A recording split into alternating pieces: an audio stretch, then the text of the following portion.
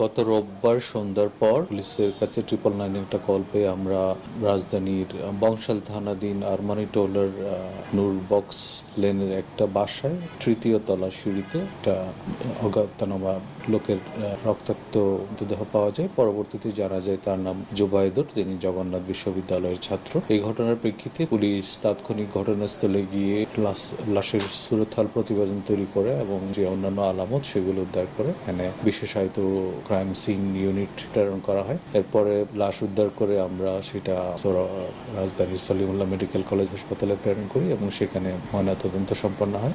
আজকে ইতিমধ্যে এটা যে এই ঘটনার প্রেক্ষিতে যে মামলা হওয়ার কথা নিয়মিত, সেই মামলাটা এখনো প্রক্রিয়াধীন রয়েছে। আমরা এই যে ঘটনাটা ঘটলো সেই ঘটনার প্রাথমিক যে তথ্য সেগুলো সংগ্রহ করার কাজ করছি। ইতিমধ্যে বেশ কয়েকটি সিসিটিভি ফুটেজ আমাদের হাতে এসেছে, যে বা যারা এই ঘটনার সাথে জড়িত থাকুক না কেন তাদেরকে আইনের আওতায় নিয়ে আসার জন্য আমাদের যে পুলিশি তৎপরতা সেটা অব্যাহত রয়েছে। ওখানে পুলিশ যাওয়ার পরে মৃত অবস্থায় পাওয়া যায়। আমরা বিভিন্ন সামাজিক যোগাযোগ মাধ্যম এবং গণমাধ্যমে নানা রকম যে তথ্য পাচ্ছি, তাছাড়া ভিকটিম এবং তার আত্মীয় স্বজন এবং অন্যান্য পারিপার্শ্বিক যে এভিডেন্সগুলো রয়েছে সেগুলো আমরা যাচাই বাছাই করে দেখছি। এটা এখনো সেই যে স্টুডেন্টকে পড়াতো সেই ব্যাপারে আমরা যাচাই বাছাই করে দেখছি, এখানে অন্যান্য কি বিষয় সংশ্লিষ্ট থাকতে পারে সেগুলো সব খতিয়ে দেখছি।